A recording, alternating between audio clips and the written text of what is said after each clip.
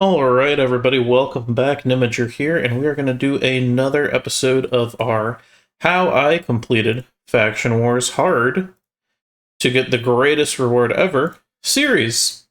We're going to be talking about the Knights Revenant crypt today, and I will preface this video by saying this is how I completed Faction Wars Hard for the Knights Revenant. I'm not going to be going into a super free-to-play version. Obviously, I have a pretty endgame account. I'm also not going to be talking about heroes that I don't have or don't have experience with.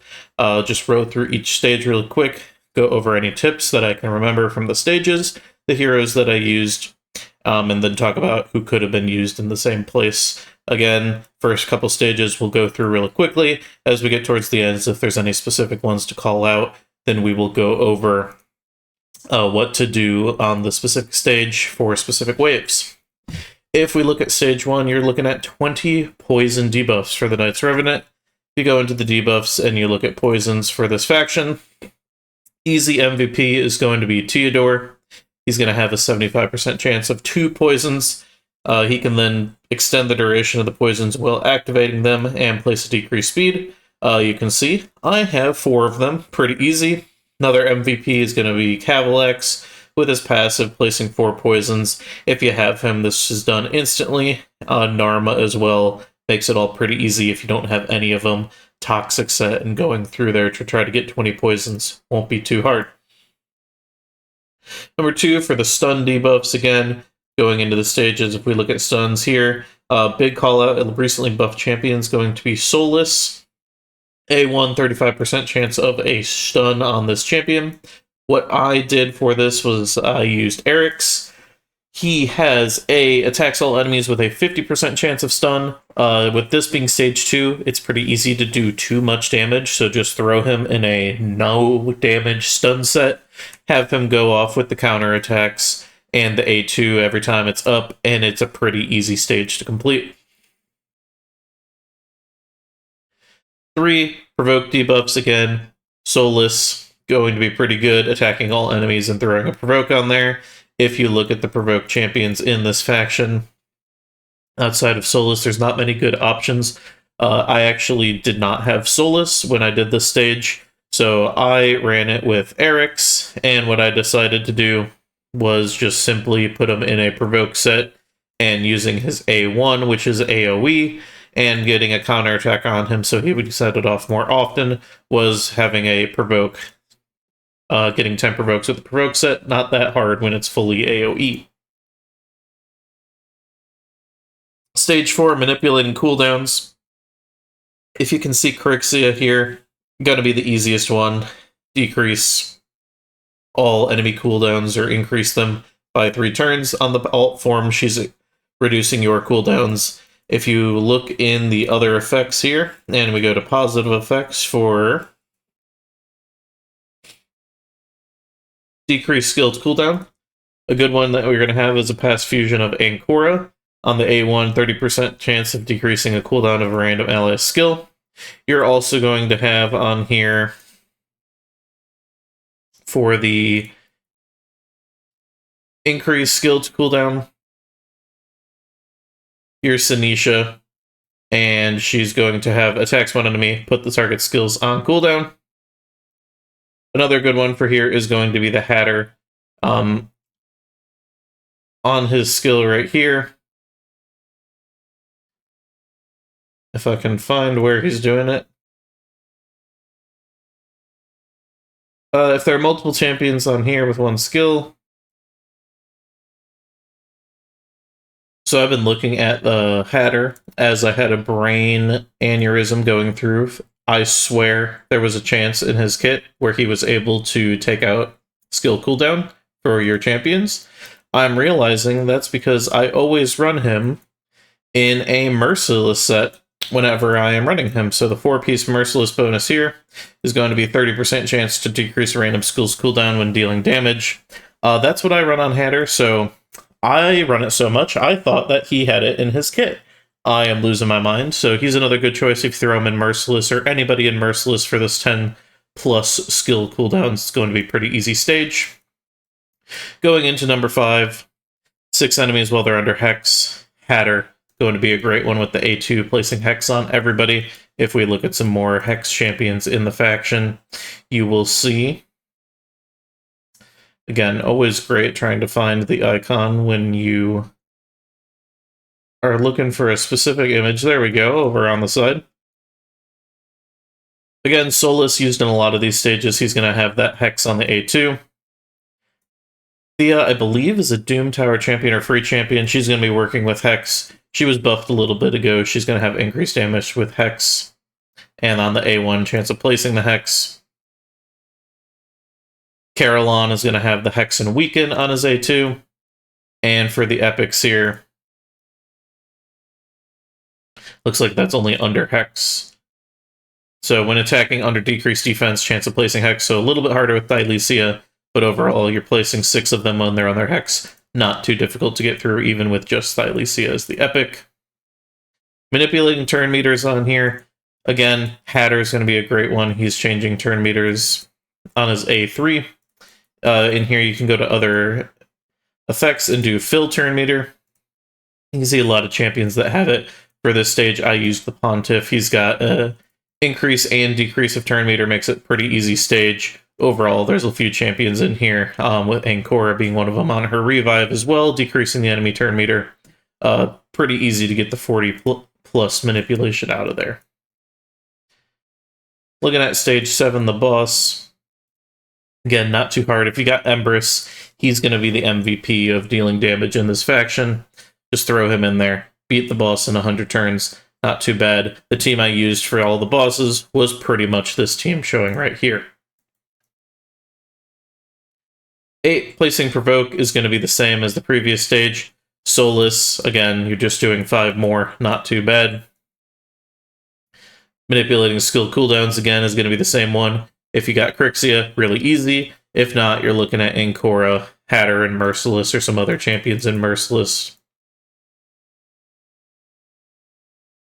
For stage 10, using 3 epic champions, again, pretty easy. You can have an Ancora just for a revive if you want. For me, I used Whisper. She deals a ton of damage, and a Rector Draft just to keep the team safe. Running through there is pretty easy. Again, Empress is carrying all the waves in this faction for the most part. Stage 11, making sure that they've got no buffs on them. If you go in here and you look at any block buffs, Crixie is going to be the greatest one at this. She's got the remove all buffs and the block buffs in her first form. If you go to other effects and you go with removing buffs, you can also see Solus is going to be doing it. Eric's, he's got in the A1 25% chance of removing a random buff. Pontiff Augustine, relatively newer champion, he's going to be having remove all buffs from all enemies on the A2. Queen of Hearts from the old collaboration, or if you can call it a collaboration event, with the Alice IP. She's got remove buffs from all enemies. And Shemnath as well. Looks like she's going to be transferring debuffs. Decreasing duration of all buffs, so if there's 1 turn left, you can get that on there as well. Stage 12 stun debuffs. Eric's stun set. Run through the stage. Not going to be too hard. Stage 13, manipulating buff or debuff duration. Hatter is going to be a good one for this. If we looked at the previous champions on there, there was a few more that were changing the duration. Going into other effects. Increase buff duration. I actually used Giath for this. She's going to be, before attacking, increase all duration of buffs on the A2.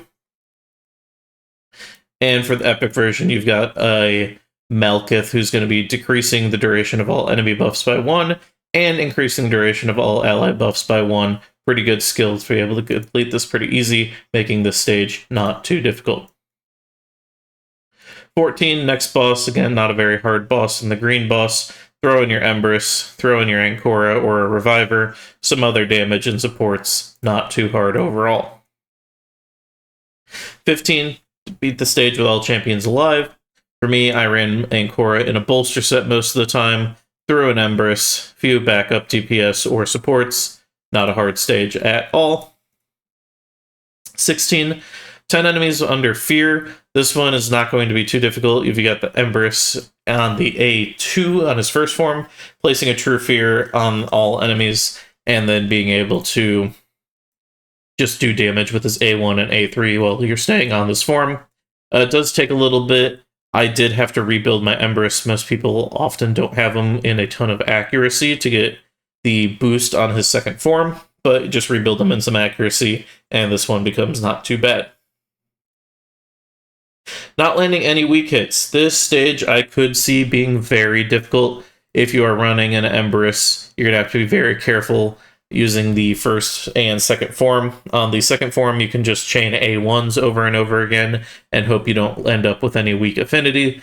If you're keeping him on form 1, it's almost impossible with him being an AoE champ on the A1.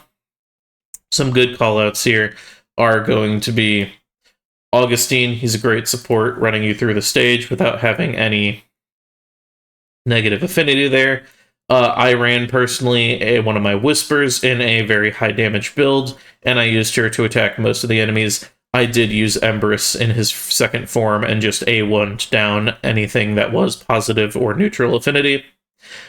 Queen of Hearts, I did not have her at the time, but she's again going to be a great one. You just got to be careful with the team up for the ally attack, that you don't accidentally attack somebody and send her in for what Empress is doing. Not one of the harder weak hit stages compared to some of the other factions that exist. However, you do need to be careful with some of the features in this stage. If you don't have some of the legendary voids, doing it with just Whisper can be a little bit difficult as we are getting to some of the harder waves. I'll show right here on the screen for wave 17, stage 17. The waves here. You got your first one with Garrel. This is a pretty tricky wave to get through if you don't have enough damage. What I tried to do is I one-shot the Garrel at the start. If you don't do this, she's going to cleanse the whole team. She's going to heal the whole team. After her more recent buff, she's going to get the extra advantages that she did not have previously when the stage was designed, and it makes it really hard. So open up, one-shotting the Garrel, and then killing the rest of the champions generally isn't too hard. Wave 2. Dealing with the Samson is a little bit difficult. He's going to be counterattacking all the time and then stunning your champions. I usually tried to target the Uko so he couldn't get the revive or remove buffs off. And then second, I took care of the Gizmak. The Jeroboam was often the last one left. He's just kind of healing, cleansing, being a little bit of a support without much threat. Same with Iron Brago. Wave 3 is pretty difficult if you're going into it. You're going to have Bolint, who's placing a ton of stuns on your team. You got the Razelvarg, who's speeding up the team. You got Uko, who's going to be, again, reviving with block damage. And then 2 Samsons, where if you're using any AoE, they're going to be counterattacking, stunning your team. Again, what I found to be the easiest was running with 2 Whispers and a ton of damage, and just take out champions individually, starting with either the Samsons or the Uko if you're afraid of the revive. Looking at stage 18, we are going into the 10 debuffs condition. This one was fairly easy going into the stage with the poisoners that I have. Again, if you don't have them, the stage obviously gets a lot more difficult, but if you just throw in a Calvalax, he's placing 4 poisons. If you've got any Teodor with the A2, placing more poisons. If you throw in one of the rods on them from the Grim Forest, they're going to be placing 3 to 4 to 5 poisons. Fusion was Drang in the past. I used him for an HP burn as well. Got Hatter placing the Hex and Weaken. So overall, throw in some poisoners, and it's not too bad to go through this stage. 19, gain an extra turn 5 times. Not too bad if you have specifically Augustine. Extra turn on the A3. If you weren't aware, Mythicals, when they transform, they're getting an extra turn. If you just have Empress, this stage will be very easy. You can A2, get an extra turn, transform, get an extra turn. On his second form, you can A3, extra turn, kill all the enemies on the wave, do that one more time, and you've completed this extremely easy. The last condition is stage 20, defeating 4 enemies before they take a turn. Again, fairly simple one compared to a lot of the other Faction War stages. Not too difficult of a stage either if we look at the champions we'll be facing in the wave. You've got the Lizard wave. Here I generally try to focus the Silverion and then the last Lazarius. Chugger can make it a little bit hard. The other two I don't generally care about. Wave 2, a little bit tricky if they get going, but overall not too much of a struggle with this. Marius, if you try to decrease his turn meter, can counterattack you a few times, but in general this is a fairly easy wave. The third one does get a little bit harder. If the Aragaz starts popping off with the counterattacks, he can do a lot of damage and kill your team. Rocco with the revive, Supreme Gaelic, if you're trying to deal damage, can also deal some damage back to you. So this, I would say, is the hardest wave of those. But again, with Empress, pretty easy to just stomp through the stage without really caring about it. 21, I would think this is one of the hardest stages for this faction. One thing with the purple boss, who is the worst boss, he's going to be placing the Block Active Skills and Fears on your whole team, stealing all your buffs, transferring all your buffs, increasing and decreasing duration, and he's going to have the exchange of HP. One thing I forgot to cover on the last video is he's also got the 30% chance to just convert all debuffs placed on him, because why not? In addition to that, he's got a 30% chance to convert all buffs placed on your team into an equivalent debuff. I found this one to be pretty hard to go through. This is the team I ran. Eventually, I just got Empress to deal enough damage to carry through the fight. Placed the Ancora shields to try to cleanse as much as I could. Crixia removing buffs from the boss, and then cleansing as much as possible. Overall, not as bad as a lot of the other purple boss stages, but I would still say it's one of the hardest for the Knights Revenant faction. Once you get Empress, Knights Revenant, generally going to be one of the easier factions to go through. If you've got a couple of the other Voids or Poisoners, you're going to have a good lineup to cover a lot of the conditions, and this one won't be too bad. And that'll be another 63 stars added to you. Again, MVP Empress. Thank you for watching this video, and I will catch you in the next one.